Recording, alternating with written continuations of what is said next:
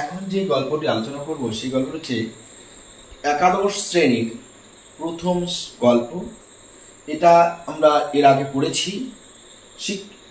যেহেতু তোমাদের এমসিকিউ প্রশ্ন রয়েছে, তাই তোমাদের সুবিধার্থের জন্য খুব সংক্ষিপ্তভাবে এই গল্পটি আলোচনা করা হচ্ছে প্রশ্ন ধরে ধরে, যাতে তোমরা শুধুমাত্র ভিডিওটি 20 থেকে 25 মিনিট সময় যদি দাও, তাহলে এই গল্পটি শোনার মধ্য দিয়েই পরীক্ষায় যা প্রশ্ন আসবে সেই প্রশ্নগুলো তোমরা উত্তর দিতে পারবে। শিক্ষার্থী বন্ধুরা, শুধুমাত্র ভিডিওটি দেখে স্কিপ করে গেলেই কিন্তু তোমরা নম্বরটি পাবে না। তোমরা তো অনেক সময় অনেক জায়গায় সময়টা নষ্ট করো। তোমরা শুরু থেকে মাত্র 20 থেকে 25টা মিনিট লাগবে, তোমরা ভিডিওটি শোনো। এই গল্পটির থেকে যে 3টি বা 4টি যে প্রশ্ন আসবে, তোমরা প্রতিটি প্রশ্নের উত্তর এই গল্পটির মধ্যে পেয়ে যাবে। আমি ইতিমধ্যেই আরো বাকি যে গল্পগুলি তারও ভিডিওগুলি দিয়েছি, তোমরা আমার ইউটিউব চ্যানেল থেকে দেখে নেবে।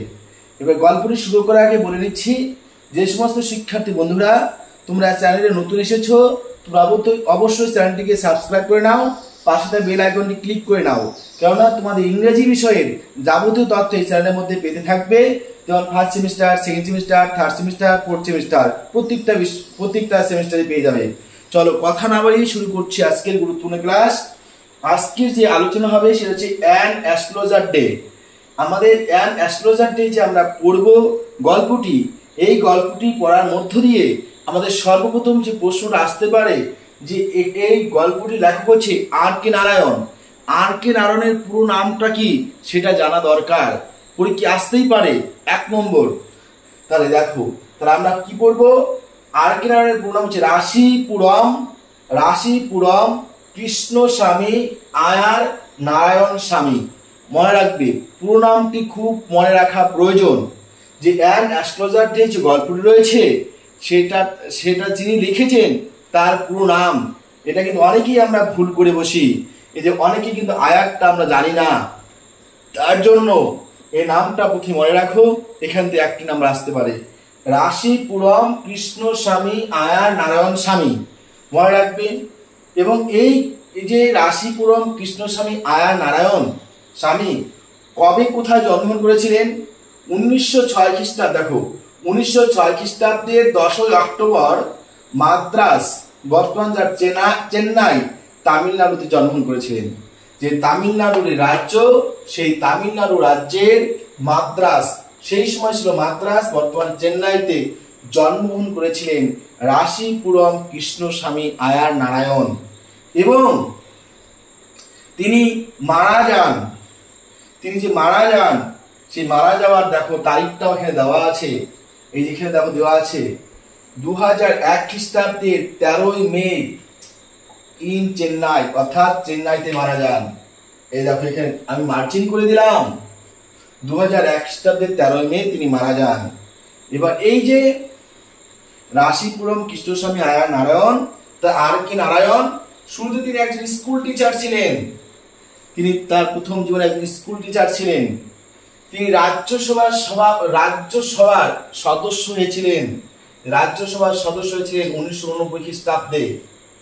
তিনি যে সমস্ত পুরস্কারগুলি পেয়েছিলেন তার লেখালেখির মধ্য দিয়ে, দেখো, সাহিত্য একাডেমি পুরস্কার, পদ্মভূষণ পুরস্কার, এসি বেনসন মেডেল, এগুলো তোমরা মনে রাখা দরকার, কারণ এগুলো থেকেও কিন্তু এমসিকিউ প্রশ্ন হয়। তার প্রথম যে লেখা গল্প, যেটা প্রথম লেখা হয়েছিল, সেই গল্পটির নাম দেখো, ফার্স্ট বুক, প্রথম গল্প কি স্বামী অ্যান্ড ফ্রেন্ডস। তার প্রথম লেখা বইটির নাম স্বামী অ্যান্ড ফ্রেন্ডস। এবং শেষ লেখা যে বইটা ছিল, তো শেষ লেখা বইটির নাম হচ্ছে, দেখো, এই যে ফাইনাল বুক কি আছে, গ্র্যান্ডমাদার্স টেল ইন 1992। তার এটা শেষ লেখা ছিল গ্র্যান্ডমাদার্স টেল, এটা ছিল তার শেষ লেখা বইয়ের নাম। আর তার প্রথম লেখা বইটি ছিল স্বামী অ্যান্ড ফ্রেন্ডস। এবার শিক্ষার্থী বন্ধুরা, আমরা যে গল্পটি আজকে পড়ছি অ্যান অ্যাস্ট্রোলজার ডে, এই অ্যান অ্যাস্ট্রোলজার ডে গল্পটি একটা ছোট গল্প। দেখো এখানে বলা আছে ছোট গল্প, এই শর্ট স্টোরি। এই ছোট গল্পটি প্রথম প্রকাশিত হয় 1947 খ্রিস্টাব্দে। কবে? 1947 খ্রিস্টাব্দে, দ্য থার্ড পাবলিকেশনে। ওকে। এবং এরপরে গল্পের আকারে প্রকাশিত হয় মালগুডি ডেজ, মালগুড়ি ডেজ। দেখো গল্পের আকারে প্রকাশিত হয় মালগুড়ি ডেজ একটা গ্রন্থ, সেই মালগুড়ি ডেজের মধ্যে প্রকাশিত হয় 1982 খ্রিস্টাব্দে একটা গল্প রূপে। 1982 খ্রিস্টাব্দে মালগুড়ি ডেজ একটা গল্প রূপে প্রকাশিত হয়। তাহলে তোমাদের প্রশ্ন হতেই পারে অ্যান অ্যাস্ট্রোলজার ডে গল্পটি কোথা থেকে নেওয়া হয়েছে, তো মনে রাখবে মালগুড়ি ডেজ থেকে। ঠিক আছে, এটা 1982 খ্রিস্টাব্দে মালগুড়ি ডেজের মধ্যে এটা কিন্তু গল্প আকারে প্রকাশ পায়। তাহলে এইটুকু তথ্য আমরা জেনে নিলাম গল্প এবং গল্পকারের হিসাবে। তাহলে আমাদের গল্পটি কি? একটা ছোট গল্প। কবে প্রকাশিত হয়, কবে লেখা হয়? দেখো এটা প্রথম প্রকাশিত হয়েছিল একটু আগে বললাম 1947 খ্রিস্টাব্দে, থার্ড পাবলিকেশন, এবং পরবর্তীকালে সেটা গল্পের আকারে প্রকাশিত হয় 1982 খ্রিস্টাব্দে মালগুড়ি ডেজে। তাহলে এইটুকু তথ্য তোমরা জেনে নিলে। আর কি জানেন এখানে অ্যাস্ট্রোলজার ডে কে লিখেছেন? রাশিপুরম কৃষ্ণস্বামী আয়ার নারায়ণ স্বামী, যিনি জন্মগ্রহণ করেছিলেন কতভাবে 1906 খ্রিস্টাব্দে 10 অক্টোবর চেন্নাইতে, তদানীন্তন মাদ্রাস যেটা তামিলনাড়ুতে অবস্থান করছে, এবং তিনি মারা যান 2001 খ্রিস্টাব্দে 13 মে চেন্নাইতে। তাহলে এইটুকু তথ্য আমরা জেনে গেলাম। এবার আমরা শুরু করব মূল গল্প। দেখো অ্যাস্ট্রোলজার মানে হচ্ছে জ্যোতিষী। এখানে যে জ্যোতিষী কথাগুলো বলা হয়েছে, তিনি একটা তেঁতুল গাছের নিচে, ট্যামারিন ট্রি, যার নাম হচ্ছে ট্যামারিন ট্রি, একটা গাছ, সেই তেঁতুল গাছের নিচে একটা দিনের নির্দিষ্ট সময় অর্থাৎ দুপুর বেলাতে পাঞ্চুয়ালি অ্যাট মিডডে, দিনের একটা নির্দিষ্ট সময় তার কিছু ইকুইপমেন্ট অর্থাৎ তিনি যে ব্যবসা করতেন সেই ব্যবসার জন্য তার যে সরঞ্জাম ছিল, কি সরঞ্জাম ছিল, অর্থাৎ তিনি ব্যাগে করে আনতেন এ ডজেন কৌড়ি সেল, 12টি কড়ি নিতেন, ক্লোথ উইথ অবসিকুর মাস্টিক চার্টস, তা তিনি একটা চৌকোনা একটা কাপড় নিতেন, সেই কাপড়ের মধ্যে আঁকা বাঁকা রেখা টানা থাকতো, যেগুলো অস্পষ্ট ছিল, রহস্যজনক ছিল, এবং তার কাছে ছিল এ বান্ডিল পালমায়রা, অর্থাৎ কিছু তাল পাতার পুঁথি, এবং সাথে ছিল একটা নোটবুক। এগুলি সরঞ্জাম নিয়ে, এই সরঞ্জামগুলি নিয়ে দুপুর বেলাতে তিনি একটা তেঁতুল গাছের নিচে তিনি বসতেন তার দোকান খুলে। মনে রাখবে সেটা কিন্তু পাঞ্চলি অ্যাট মিডডে, প্রতিদিনের একটা নির্দিষ্ট সময়, যেটা ছিল দুপুর বেলাতে, এটা মনে রাখবে। এবং তার সেই জিনিসপত্রগুলির মধ্যে কি কি ছিল? 12টি কড়ি। এটা মনে রাখবে, শর্ট প্রশ্ন আসতে পারে, যেহেতু এমসিকিউ প্রশ্ন তাই তোমাদের কিন্তু লাইন ধরে পড়ার কোনো প্রয়োজন নেই আপাতত ভাবে। এবং সেখানে একটা ছিল কাপড় ছিল, সেই কাপড়টা চৌকো আকার ছিল, সেখানে অজস্র আঁকা রেখা ছিল, সেগুলি অস্পষ্ট ঠিকঠাক বোঝা যাচ্ছে না, সাথে কিছু তাল পাতার পুঁথি ছিল, এই তাল পাতার পুঁথি ছিল, এবং একটা নোটবুক ছিল। এবং তিনি যখন বসতেন তার কপালে ছিল স্যাক্রেড অ্যাশ অ্যান্ড ভার্মিলিয়র, অর্থাৎ সিঁদুর। এই কপালের মধ্যে তিনি ছাই মেখে নিতেন, পবিত্র ছাই, যাকে বলে স্যাক্রেড অ্যাশ বলা হতো, এবং তিনি কপালের মধ্যে কি করতেন? সিঁদুর মাখতেন। এবং তার গায়ে তার যে তিনি পোশাক পরতেন, সেই পোশাকটা কিন্তু ছিল একজন জ্যোতিষীর মতো, অর্থাৎ স্যাফ্রন কালার টারবান, তার মাথায় তিনি গেরুয়া রঙের একজন পোশাক পরতেন, ঠিক মাথার মধ্যে কিন্তু সেই গেরুয়া বনের পাগড়ি বাঁধতেন। এবার এই সমস্ত যে দৃশ্যটা ছিল তাকে দেখে, এবং তার মুখের মধ্যে যে দাড়ি ছিল, কপালের তার চোখগুলি যে গর্তে ছিল, ভিতর দিকে ছিল, এবং তার কপালে ছাই এবং সিঁদুর মাখার জন্য তাকে সত্যি জ্যোতিষী বলে মনে হতো। দূর থেকে দেখে মনে হতো তার কপালের মধ্যে ছাই এবং সিঁদুরের যে একটা আলোক ছটা, সেটা দেখে দূর থেকে মনে হতো হয়তো কোনো একটা জ্যোতিষীর কপাল থেকে কোনো একটা আলো রেখা পড়ছে। সেটা দেখে সেখানে মানুষরা কি করত? তাকে দিকে প্রভাবিত হতো, এবং তার দিকে মানুষেরা ছুটে আসতো। এবং এই যে লোকটি যে বসে থাকতে একটু আগে বলেছিলাম, সেটা কোথায় বসেছিল? একটা তেঁতুল গাছের ডালের নিচে। তেঁতুল গাছের ডালের নিচে তোমরা মনে রাখবে ট্যামারিন ট্রি, মনে রাখবে ট্যামারিন ট্রি, এটা কিন্তু মনে রাখবে। কোন গাছের নিচে বসে থাকতো? Tamarin tree. এই তেঁতুল গাছের নিচে যে বসতেন, সেই রাস্তার পাশ দিয়ে একটা যেখানে বসতেন সেই গাছের নিচ দিয়ে একটা সরু রাস্তা গিয়েছিল, সেই রাস্তাটা ছিল টাউন হল পার্কের দিকে। এই রাস্তাটি সোজা গেছে টাউন হল পার্কের দিকে। এই রাস্তা দিয়ে সকাল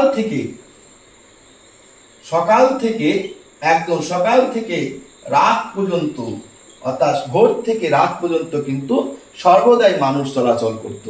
কখনো ঘোড়ার গাড়ি, কখনো গরুর গাড়ি, জুটিকা যেটা বলা হয় জুটিকা, সেই ঘোড়ার গাড়িও কিন্তু চলাচল করত। যাই হোক, যেহেতু সবসময় এখান দিয়ে রাস্তা দিয়ে লোক চলাচল করত, তাই জ্যোতিষীর এখানে কিন্তু অনেকটাই খরিদ্দার কিন্তু জুটত। যাই হোক, এইখানকার অবস্থাটা কি, শুধু এখানে জ্যোতিষী বসে থাকতো তাই নয়, এখানে আরো অনেক দোকান ছিল। যেমন দেখবে আমাদের রাস্তাঘাটের আশেপাশে কোন বাজার, দুটা তিনটা রাস্তা যখন এক জায়গায় হয়, সেখানে কিছু দোকান থাকে, বিভিন্ন ধরনের দোকান থাকে।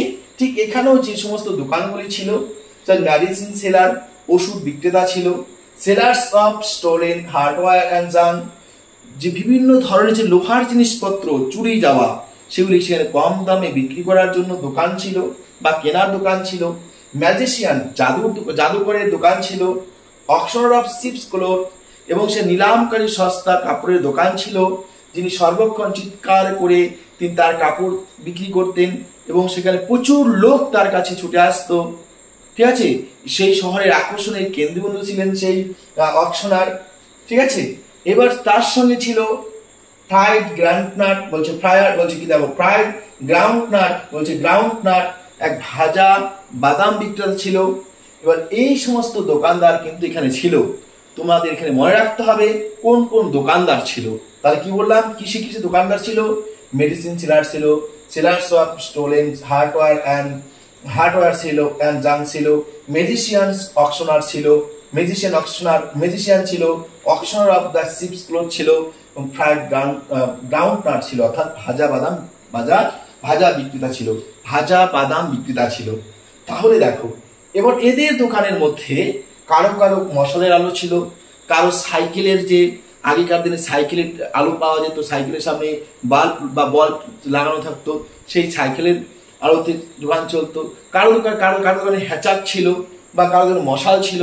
এই সমস্ত আলো দিয়ে কিন্তু সেখানকার জায়গাটা আলোকিত থাকতো যতক্ষণ দোকানগুলি থাকতো।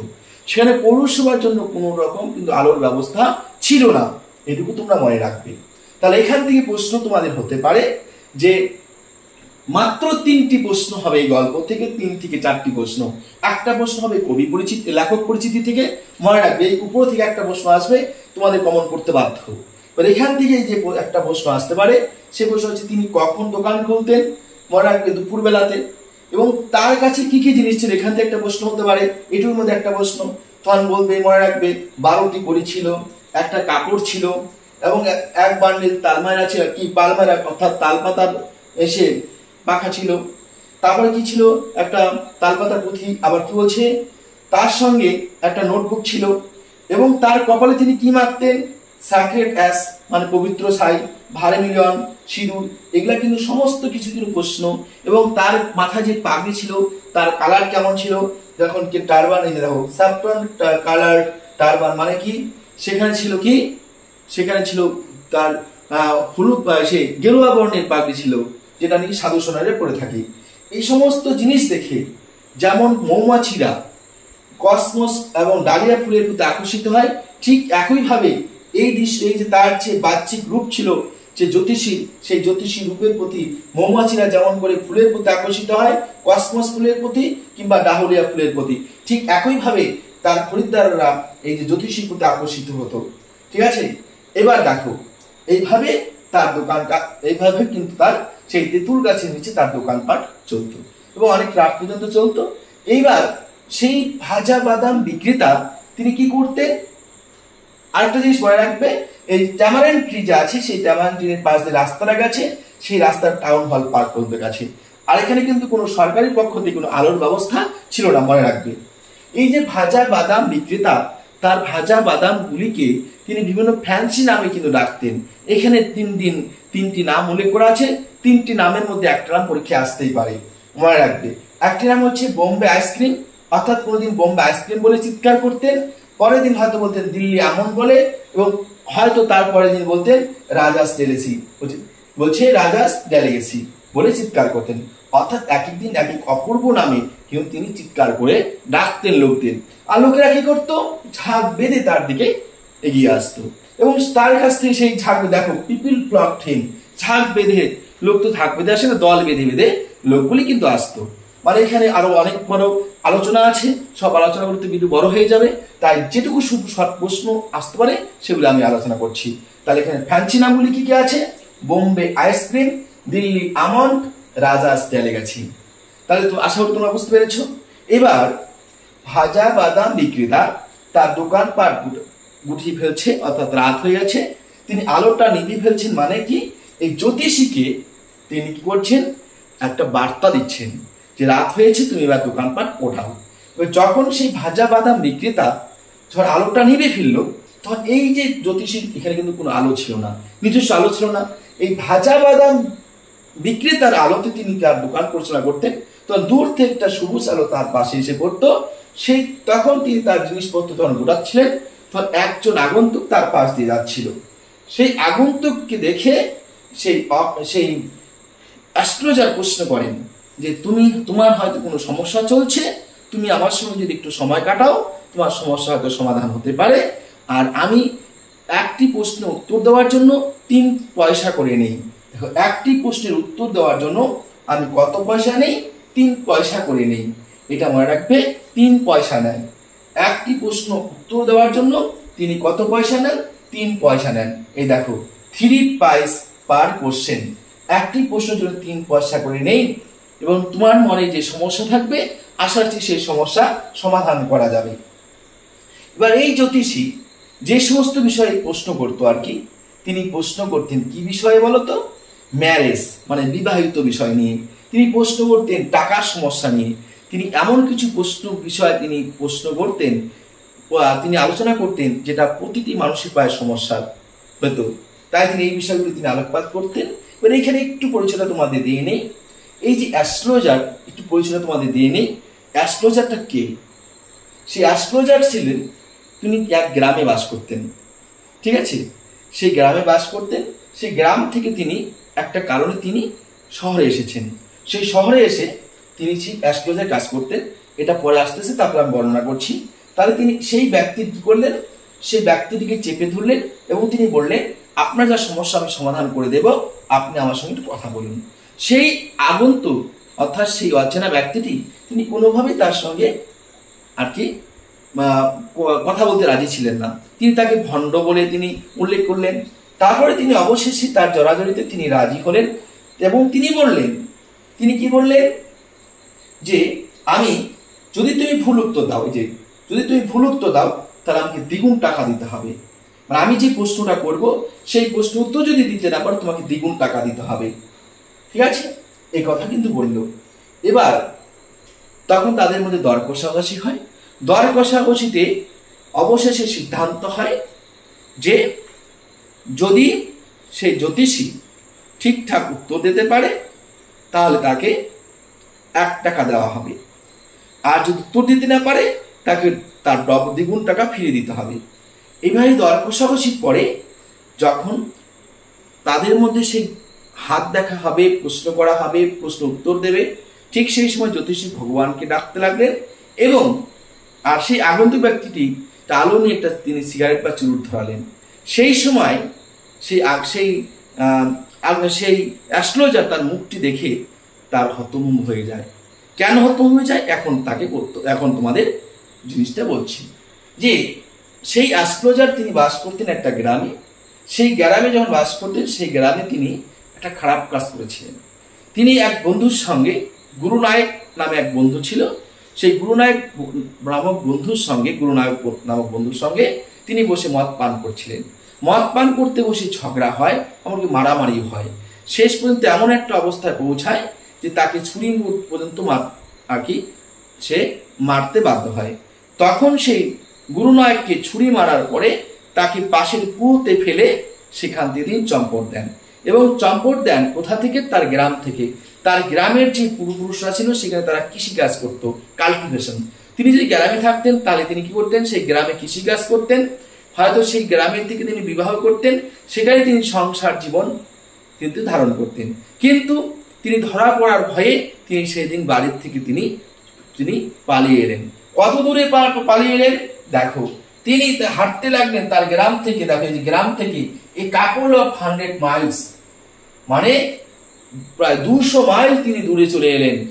তার গ্রাম থেকে 200 মাইল দূরে, এটাও কিন্তু পরীক্ষায় প্রশ্ন আসতে পারে যে অ্যাস্ট্রোলজার তার গ্রাম থেকে কত দূরে টাউন এসেছিল। মনে রাখবে 200 mile, A couple of 100 Miles, মানে 200 মাইল, এ কাপল মানে কিন্তু 200 মাইল তিনি তার গ্রাম থেকে দূরে এসেছিলেন। আসার পর তিনি অ্যাস্ট্রোলজার হতে চাননি, তিনি বাধ্য হয়ে অ্যাস্ট্রোলজার তিনি হয়েছিলেন। তিনি অ্যাস্ট্রোলজার হয়েছিলেন, তিনি বিভিন্ন বিষয় নিয়ে তিনি গবেষণা করে দেখেছিলেন যে মানুষের সবচেয়ে বেশি কোথায় সমস্যা। বেশিরভাগ দেখা যায় মানুষের বিবাহিত সমস্যা, তাই ম্যারেজ নিয়ে, আর টাকা পয়সার সমস্যা এটা নিয়ে, পারিবারিক অশান্তি নিয়ে তিনি কিন্তু ডিসকাসটা বেশি করতেন।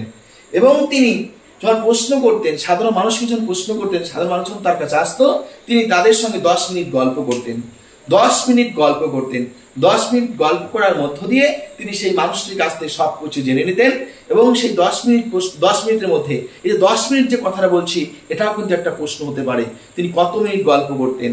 10 মিনিট কথা বলার মধ্য দিয়ে তিনি প্রায় ডজন খানেক, 1 ডজন প্রশ্ন তিনি উত্তর বার করতেন। তারপর তিনি সেই ব্যক্তির সঙ্গে তিনি প্রশ্নে আসতেন, তখন তার উত্তর দিতে সহজ হতো এবং তিনি প্রতিটি প্রশ্ন উত্তর দিতে পারতেন। এইভাবে কিন্তু তার কর্মজীবন নির্বাহ হতে থাকে এবং তার সংসারও চলতে থাকে এবং তিনি একজন সফল জ্যোতিষী দিকে এগিয়ে চলেন। বাস্তবে সেই জ্যোতিষী, তিনি যেদিন জ্যোতিষী হয়েছিলেন, তিনি তার 1 মিনিট পরে কি হবে সেটাও তিনি জানতেন না, কিন্তু ভাগ্যচক্রে তিনি একজন জ্যোতিষী। এবং সেই জ্যোতিষী এখন যখন তিনি দেখলেন সেই সিগারেট বা বিড়ির ধরাতে গিয়ে যখন তিনি দেখলেন কপালের মধ্যে, তিনি তখন দেখতে পেলেন সেটা আর অন্য কেউ নয়, সেই গুরু নয়। তখন তিনি তার চ্যালেঞ্জ করতে তিনি তখন চ্যালেঞ্জ করতে চাইলেন না, তিনি উত্তর দিতে চাইলেন না। কিন্তু তখন সেই অচেনা ব্যক্তি, সেই আগন্তুক অর্থাৎ গুরুনায়ক, তিনি প্রশ্ন করলেন যে চ্যালেঞ্জ তো চ্যালেঞ্জই, তোমাকে উত্তর দিতেই হবে, না হলে তোমার সমস্ত সরঞ্জাম আমাকে দিয়ে দাও। তখন বাধ্য হলো সেই অ্যাস্ট্রোলজার তার উত্তর দিতে। তখন সেই অ্যাস্ট্রোলজার বলল, তোমাকে মেরে ফেলার জন্য কুয়োতে ফেলে দেওয়া হয়েছিল। তখন সে বলছে, তুমি ঠিক বলছো। তারপরে বলা হলো, তোমাকে মেরে ফেলার জন্য তোমার পিছন দিয়ে ছুরি মারা হয়েছিল এবং সেটা A4 তে উপর হয়েছিল। তখন সে তার জামাটা খুলিয়ে দেখায় কোথা দিয়ে ছুরি মারা হয়েছিল। এরপর সে আরো জানতে চায়, তখন বলল, তোমার নাম গুরুনায়ক। এই যে কথা বল, তোমার নাম গুরুনায়ক, তখন সে অবাক হয়ে যায়, কি বলছো, তুমি কি আমার নাম সত্যি জানো? তখন সেই অ্যাস্ট্রোলজার বলছে, শুধু তোমার নাম নয়, আমি আরো অনেক কিছু জানি। এবার সে বলছে, তাহলে আমাকে যে হত্যা করেছে, এবার তিনি কোথায় থাকেন তার সন্ধান চাই।